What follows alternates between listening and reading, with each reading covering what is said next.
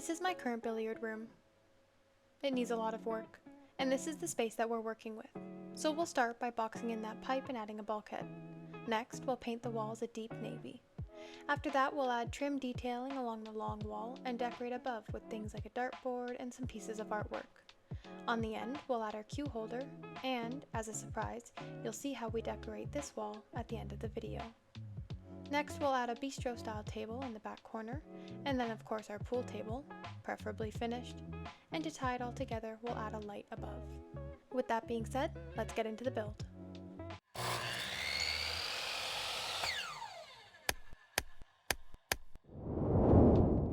Okay, pause. We need to discuss this pool table. I was scrolling Facebook Marketplace and saw a listing for a free pool table. After finally getting in contact with the seller, he did confirm that it was free, but that it might be missing some bolts, it needs new cloth put on, and it weighs about 700 pounds when finished.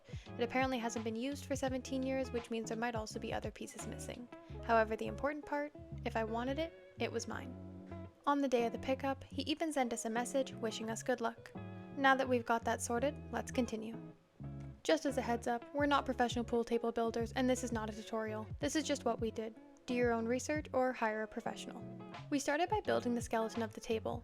Then, we lifted our 3 very heavy slabs of slate onto the table, leveled them out, and then filled the seams with wax. Once that was done, we went around and removed all the adhesive residue from the edges of the table. Next, we added wooden backing underneath the slate so that we would have something to staple into when pulling our fabric taut. Speaking of staples, we removed hundreds of staples from each rail so that we could begin to replace the old fabric with the new fabric. We meticulously pulled and stretched the fabric on each rail to make sure there were no ripples or wrinkles so that it was smooth like butter. Once all rails were complete, we moved on to the pool table surface.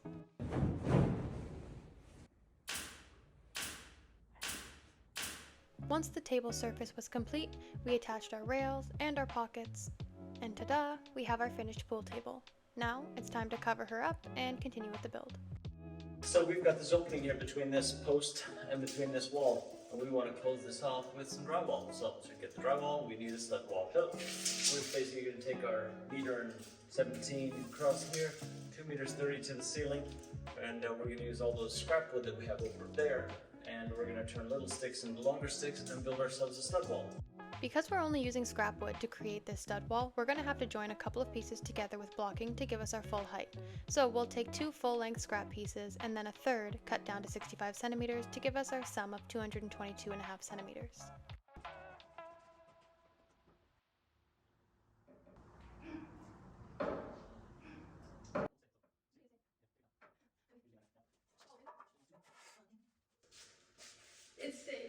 Then we'll repeat the same thing for the other side.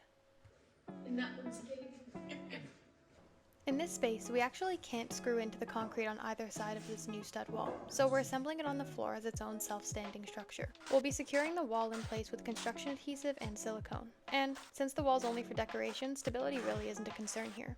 However, because we have this pipe in the top left corner, we had to disassemble it from the center, lift it up and over the pipe, and then reassemble in place. Once it's secured, we can nudge it in place to make sure that the wall is plumb and level.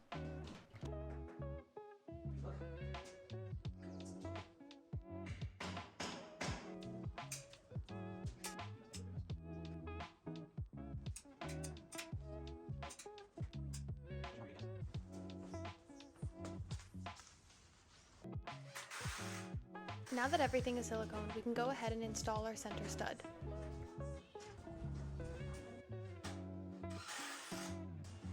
Stud wall! The last thing to do before drywall is to frame out that pipe, that way we've got something to attach our drywall to.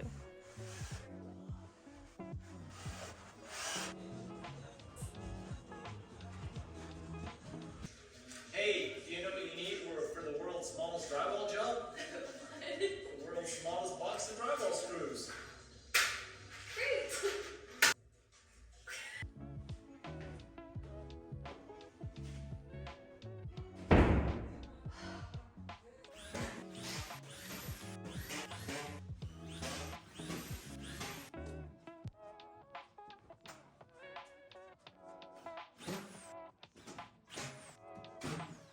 We're siliconing the edges rather than mudding and taping because we're going to be using a really thick texture paint that gives it a sand-like finish to match the walls and the rest of this area.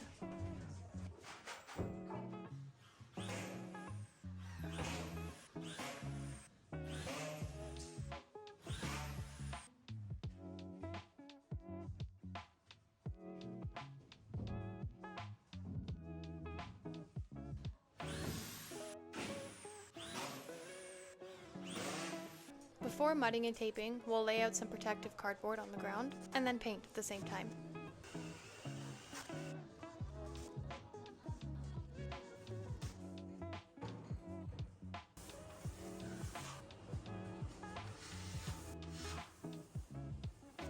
After the new wall had been mudded and taped, it was time to paint it with that really thick texture paint that I was talking about earlier. And once it dries, this is the texture that it gives.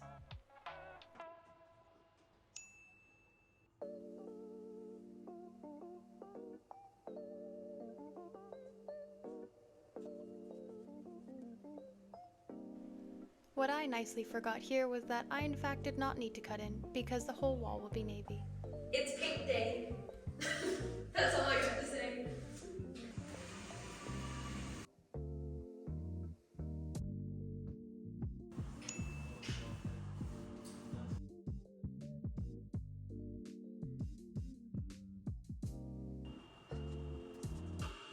Okay, cutting in is done. Now it's time to roll.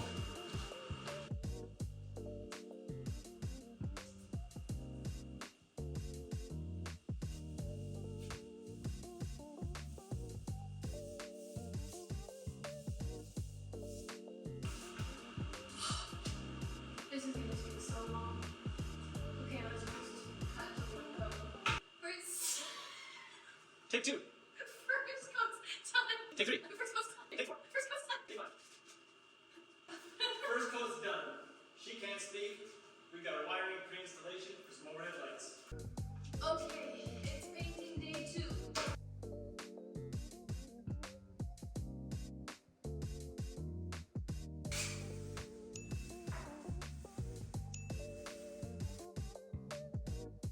Remember when I said we were going to box in this pipe? The concept is we'll take 2 pieces of styrofoam, create an L, and essentially box it in. If you want to see an in-depth video of how we built this bulkhead without any studs or drywall, you can check out the link in the description below. But to give you a brief explanation, we created a jig that allowed us to cut circles evenly across each panel. We marked our wall side and our face side, and then we used the inner ring to trace a circle and cut out its center. Once the center was cut out, we then used the outer ring as a router guide and routed out a lip so that a flat MDF disc could sit inside. When seated, the MDF discs are flush with the surface of the panels. These were then attached with polyurethane spray foam adhesive, and this serves as the attachment point for the pot lights. Because the smooth surface of the styrofoam does not match the textured walls of the area, we have to go over and texture each panel individually. Once textured, we can go over and paint them with 2 coats of navy, and this makes touching up the navy paint later on much easier. This is the bottom surface of our bulkhead, and the idea is that we are going to use spray foam adhesive along this surface here and tack it upwards. And then we'll take the front face of our bulkhead and place it at a true 90. That way we've got a finished surface both on the front and the bottom. And we pray for the best.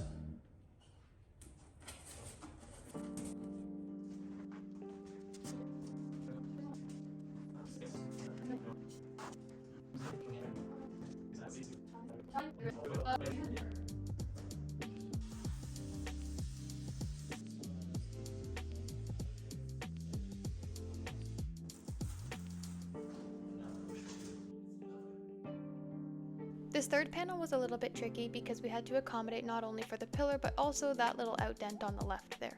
So we cut out the notch for our pillar and then a half thickness notch for that outdent on the left. We also unexpectedly had to shave off just a little bit on the back side and the right side. That's so that it would fit flat against the adjacent piece and flush against the wall. Let's go to the notch like this, so I can get it on that angle. Let's go.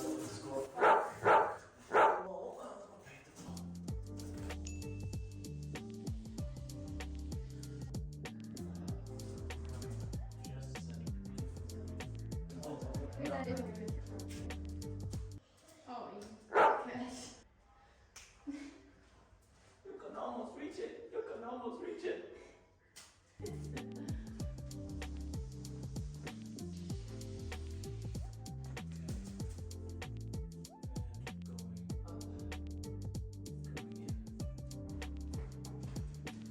Somebody mismeasured. And so now we've got a piece that fits to here. So, off to the store we go. Nice. Knock yourself out. Don't get outside. Get in there. Alright, very good.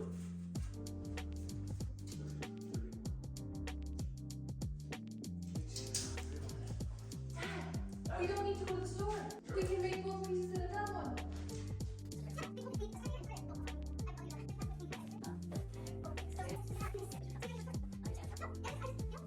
Hey, someone might say I had a light bulb moment.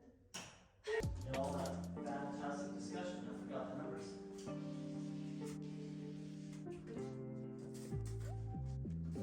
See from my angle, that's level. Right. What is that? Oh. I just wrote that. Okay, we haven't ruled the full cover yet. Small victories. So the bottom surface of the bulkheads are done. On the left is the scrap piece that we put in, which needs to be texture painted and then painted navy. And then we need to go through and caulk all of the seams between the panels, texture paint and then paint navy. And anywhere where the adhesive foam touched the wall will have to be touched up and repainted, of course. And then before we can put the front face on the bulkhead, we need to install the pot lights. I'm gonna be cool and say what this is. So what is this? So wire with all the connections already central points. We're going to couple down, two variables, move across, and then we connect to the other side. And connect our with connectors, and away we go. Now let me ask you this, how the f am I supposed to remember that? So we've got a bunch of wire here that we've connected up with connectors. We're going to drop it in through the holes and then connect our pot lights to it.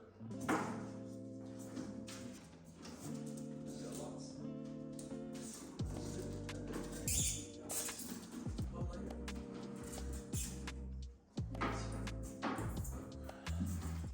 The MDF discs we put in the styrofoam panels earlier on serve as the attachment point for the pot lights, and this is because our pot lights have two spring arms on the back side, and the styrofoam would not be able to withstand the force of the spring. Ta-da! How do I look? Stylish. With the pot lights wired and in place, we can move on to installing the front face of the bulkhead. Alright, well on the next piece, if you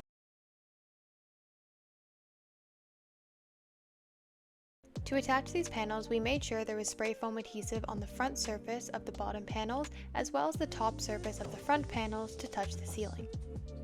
We also placed adhesive on the right side of each panel, that way when they're all put together, there's adhesive in each seam.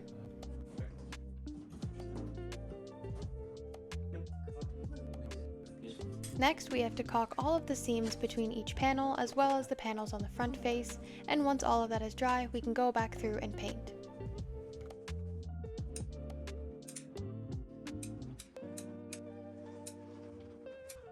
It's a new day and we're painting over all of the joints that we caulked yesterday.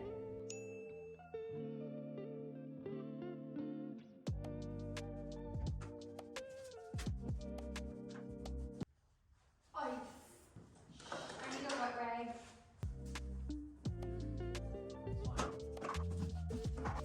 Because this navy paint was purchased only a couple days ago and it's been mixed multiple times since then, it's okay to touch up just the areas where the caulking is instead of repainting the whole thing, as it won't look patchy. Okay, cross your fingers and wish me luck. I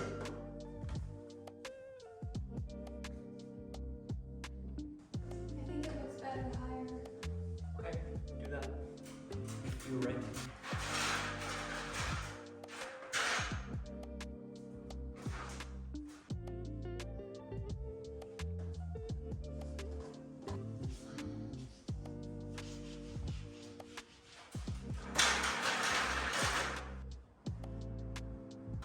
I did a terrible job. Oh, okay.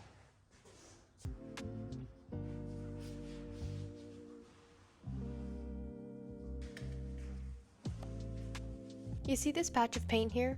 Well, that was me trying to paint over where the spray adhesive touched the wall, and it dried like this. So we had to go back through and retexturize that part of the wall, paint it over navy with 2 coats, and once it was dry, it was seamless. Next, we made this sign that will be mounted on our new wall. We created the letters by using our laser cutter, then we painted them black, and also created a template, that way we can hang our letters with perfectly even spacing.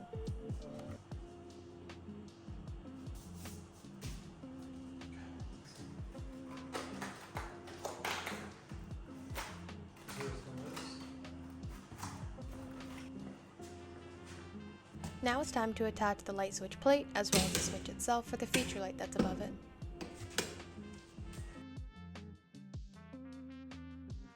Now it's time to head to the shop and build or paint the rest of the things that we need to mount on the wall. The first is the bar rail, the next is the picture frame trim, and lastly is the crown molding. So, starting with the bar rail, we had 2 large pieces of scrap mahogany, which are being cut down to the preferred width of the bar rail.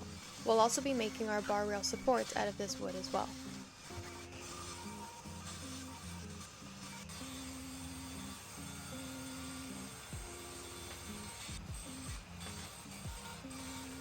Now it's time to plane all the pieces. Because this wood was quite rough, we did many passes over and over to ensure that they're all the same thickness as well as smooth on every surface. Don't forget that no matter how big or how good your planer is, you'll almost always end up with planer snipe. So it's better to work with longer material and cut that off at the end.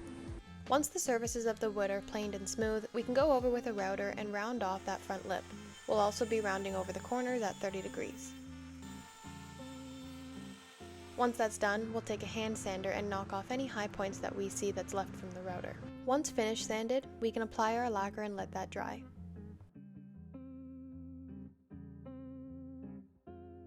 While that's curing and before we apply our second coat, we can move on to building and painting our picture frame trim. After a decent amount of math and a lot of discussion, we determined the final length of our top and side pieces. We cut all of those at a 45-degree angle, that way when we put them together it gives that mitered effect.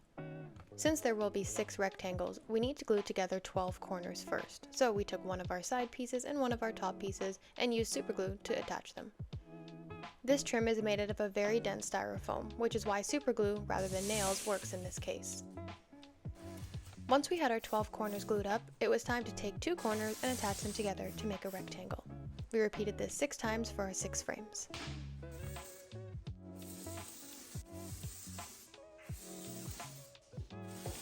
Next it's time to paint. The trim that we've assembled is already primed with a dark brown, but luckily the paint that we'll be using is a bronze color, which tends to cover better over a dark base than a light base, which means that we don't need to re-prime with a traditional white primer. Because of how opaque this paint is, we probably would have been fine doing only 1 coat, but we did 2 anyways just because it's good practice. I'm done, I win. I get a point.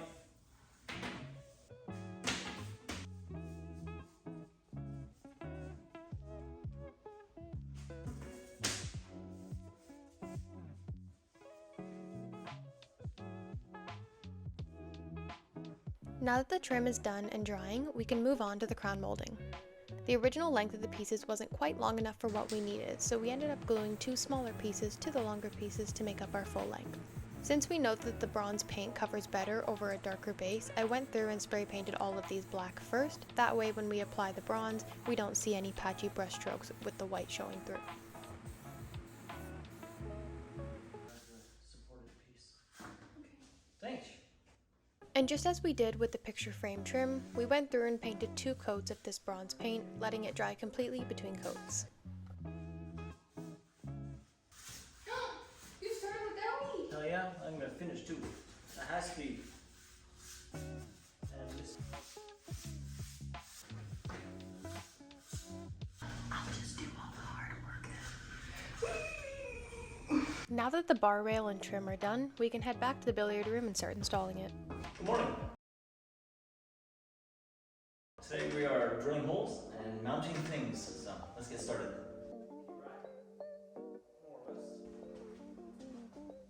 I think that's good. I'm fine with that.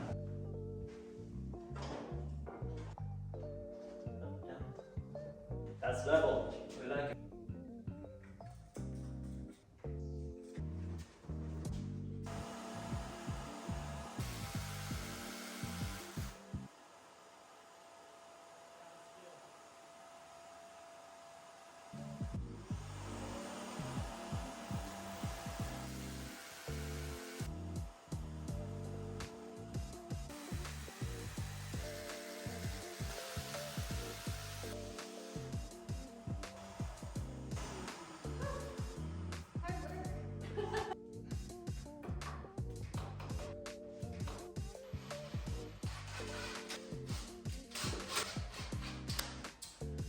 goes.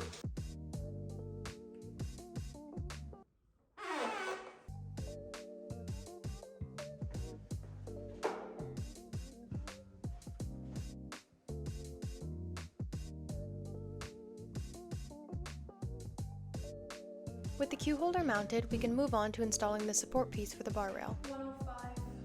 Over here.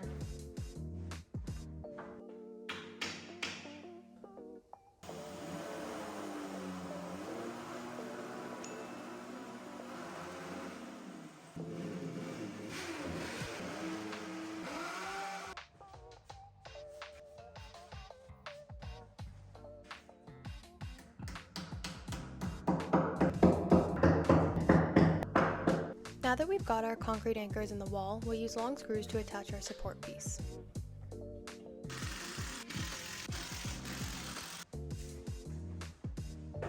We'll repeat the same process on the other side, marking and drilling our holes, putting our plugs in, and then attaching our support piece.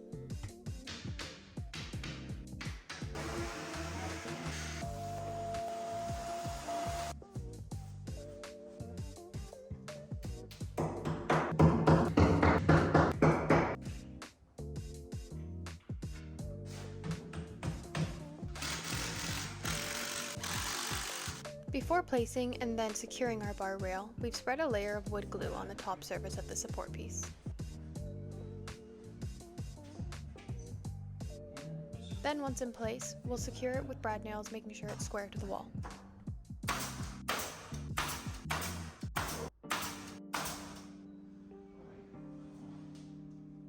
And just as before, we'll repeat the same process on the other side.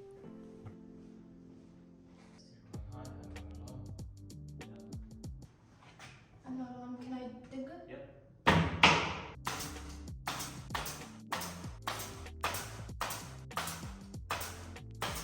With the rail secure, we can place the crown molding.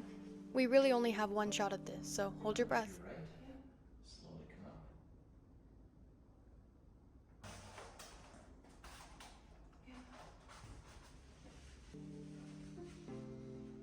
And of course, we'll repeat the same thing on the other side. You're not against the wall. Now that the bar rail and crown molding are done, we can move on to the picture frame trim. We've marked the center of each of our trim pieces, as well as determined what vertical spacing we want. We created spacer blocks that will rest on the floor to help us place our pieces. Because our floor is completely level, this guarantees that all of our frames will be level with one another.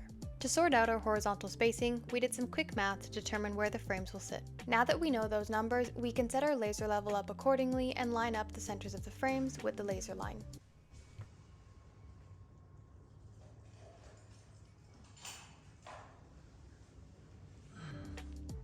Because this trim is made out of lightweight styrofoam, we just use silicone to attach it to the walls.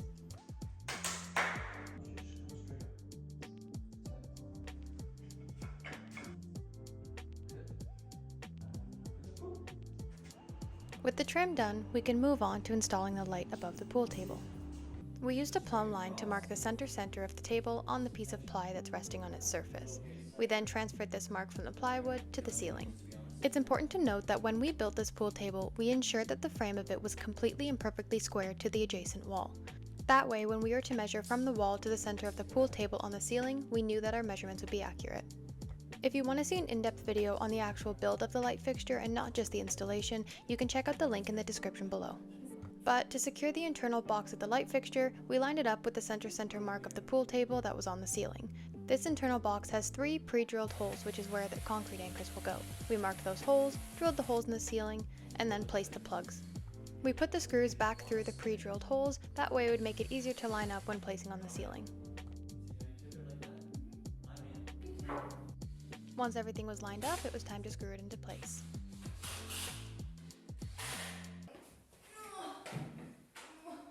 With the internal box secured to the ceiling, it's finally time to take out that old light fixture and rewire our new one.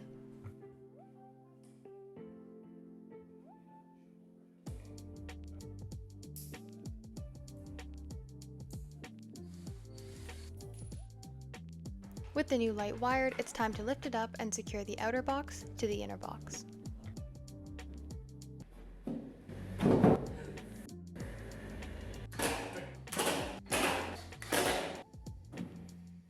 With the light wired and hung, now we just need to adjust the height of each light.